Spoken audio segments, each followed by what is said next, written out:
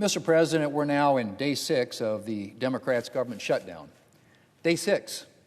And I'm wondering just what exactly Democrats think they're gaining from all of this. I guess they're getting points from the far-left interest groups that they've been coordinating their shutdown strategy with. But I highly doubt that they're earning a lot of points with everyday, hardworking Americans, like the voters that they lost in the last election. Mr. President, a Reuters headline from Thursday noted, and I quote, U.S. government shutdown threatens food aid program for low-income Americans. Let me just read that again, Mr. President. U.S. government shutdown threatens food aid program for low-income Americans.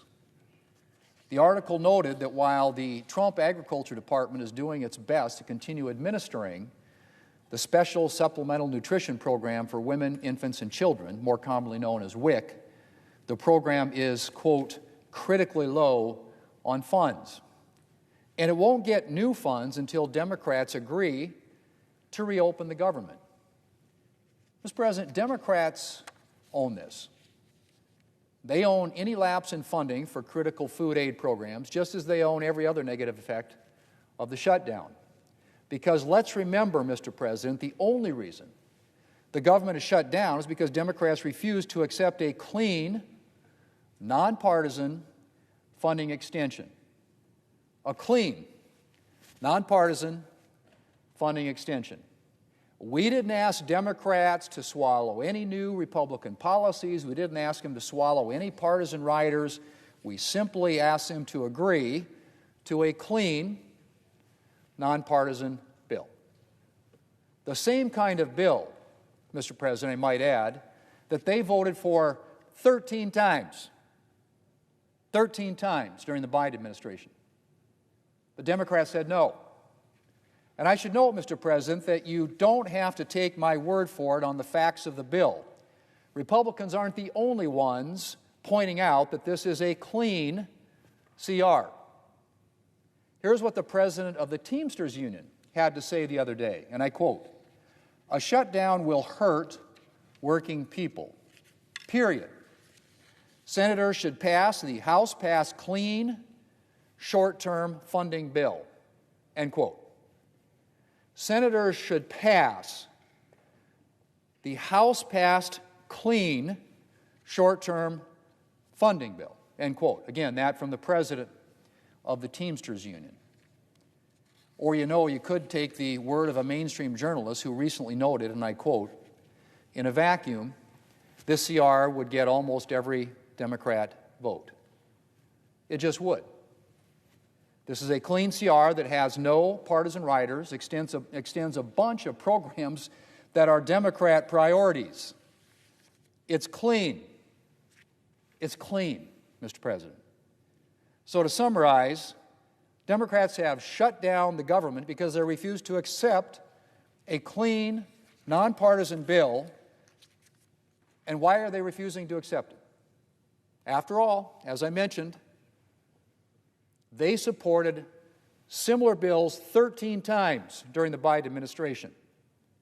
The reason that they refuse to accept it is that Democrats still cannot get over the fact that the American people elected President Trump. And when their far-left base demanded a showdown with the president, Democrats fell in line. And now it's the American people who are suffering the consequences.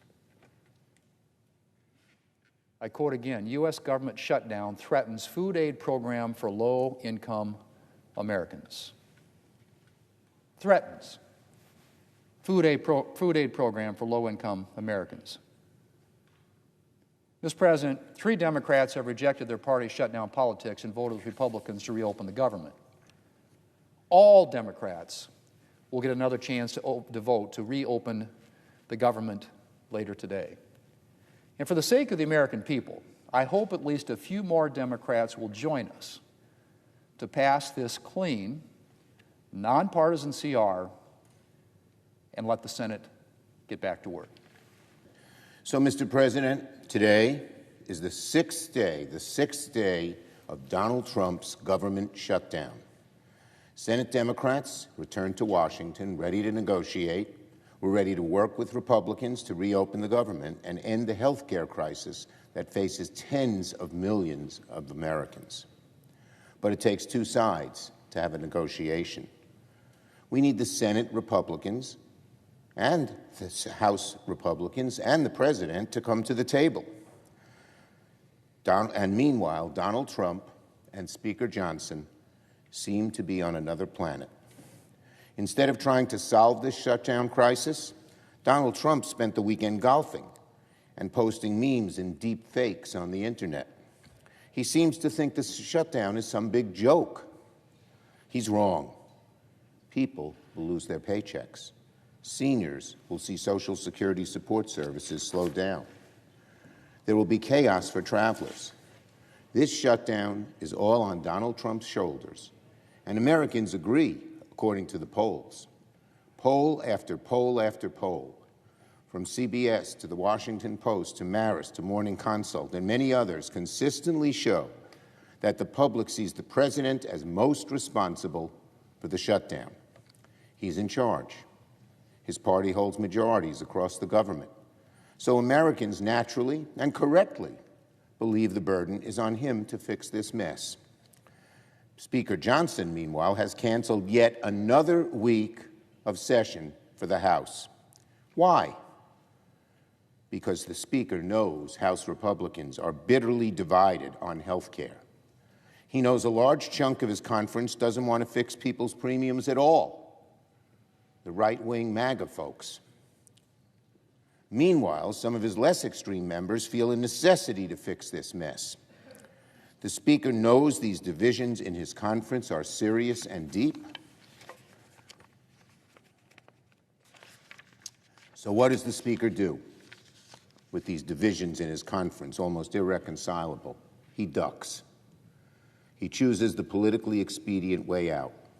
He keeps the Congress out of session for weeks at a time, passes to the Senate a partisan bill with no Democratic input. That's not leadership. That's derelict. Even today, the Speaker said that we can deal with the ACA crisis sometime later. He said, wait, kick the can down the road, to postpone any negotiation until the very last minute. Speaker Johnson, I ask him the question, why the wait? Why not solve this crisis now? If you're not ready to solve it now, how do we know you're going to solve it 45 days from now? When you won't even do it now, and the same reasons that hold you back now will exist then. Insurers are waiting around to set rates for next year. They're doing it right now, not 3 months from now. Delay has always been Speaker Johnson's MO. Speaker Johnson has survived by kicking the can down the road on every major issue under his speakership, promising everyone that the thing they wanted is just around the corner. He did it repeatedly with the Freedom Caucus, for instance. And he's doing the same thing now with health care. If Speaker Johnson is serious about lowering costs and protecting the health care of the American people, why wait? Most of America, when Johnson says later, they know he means never. Democrats want to deal with the health care problem now. A recent poll by KFF shows that 80% of Americans want to extend the ACA tax credits, including 60% of MAGA Republicans. That's where the people are. A CBS poll also found that 75% of Americans don't think the administration is focused enough on lowering costs. Well, lowering health care premiums would be one of the very best ways to lower costs, because those costs are going through the roof. Many estimates show the average American would pay $1,000 more for health care. Listen to this. If you're a couple, 55-year-old couple who makes $80,000 a year, your premiums could go up $25,000 a year. How is anyone going to deal with that issue? Why is Johnson waiting? But yet again, Speaker Johnson and MAGA Republicans continue to lie and change the subject. Donald Trump does the same thing. The Speaker today once again lied that Democrats' proposal would provide health care benefits to undocumented immigrants. He even cited a page number and section within our proposal he says supposedly proves the point. Of course our proposal doesn't say that. As the Sunday show talk commentators Johnson sent down with this weekend pointed out, and he had no real rebuttal. Saying that Democrats' proposal provides health insurance to undocumented immigrants is plain and simple, a blatant lie. It was a lie yesterday, it's a lie today, it'll be a lie tomorrow. Nothing in our proposal, not even the page the Speaker keeps citing as changes that, as fact checkers have repeatedly pointed out, independent fact checkers, not Democrats, not Republicans, just experts. Undocumented immigrants are not eligible for Medicaid, Medicare, or ACA credits under current law or under the Democratic continuing resolution proposal. It's been the law for decades. Instead, here's what Democrats want to do. We want to reverse the devastating cuts to American health care that Republicans passed in their big, ugly bill. We want to extend the ACA tax credits that lower costs for eligible Americans. These are the plain facts. But Speaker Johnson and Republicans don't want to deal with the facts. They don't want to talk about health care because they know the American people are appalled by their health care policies. So instead, they lie, change the subject. And Speaker Johnson and the House Republicans would rather duck out of town than come into session and do their jobs. You know, when Leader Jeffries and I met with the President, he, of all people, seemed at least to somewhat appreciate the immense harm of letting these ACA credits expire. Of course, we had to walk the President through it first because it seemed he had no clue of the crisis before our meeting. But frankly, what should happen now is this. The President should lean on Speaker Johnson to relent on his extreme refusal to negotiate. It's not a sustainable position for the Speaker to literally shut the entire House down and not do anything to solve this crisis. Again, why wait? Democrats are ready to solve this now. We urge Donald Trump to get Speaker Johnson and our Republican colleagues to come to the table with Senator Jeffries and I, negotiate and address this problem and fix it once and for all. I yield the floor. Take a live look at Capitol Hill now, where the stalemate over how to end this government shutdown continues on its sixth day. In just the last hour, two dueling funding bills failed in the Senate for a fifth time.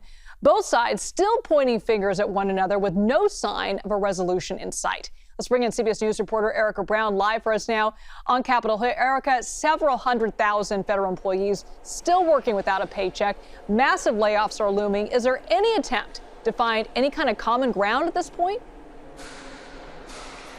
Well, at this point, Elizabeth, it appears as if lawmakers here on Capitol Hill are still deadlocked after that last vote in the Senate failed. And now it appears as if the government shutdown is entering into its seventh day. But today, earlier in the Oval Office, it appeared as if President Trump left the door open for possible negotiations with Democrats on health care. Just a reminder, health care is the key issue at the center of this standoff. Democrats, in exchange for their support for a short-term spending bill, want to extend Affordable Care Act subsidies set to expire this year, as well as roll back cuts to Medicaid that were made earlier as part of the president's signature legislation. They say this is important to ensure affordable health care for millions of Americans, while Republicans just want to pass a clean short-term spending bill and then revisit negotiations later. But take a listen to what President Trump had to say about possible talks with Democrats on their demand.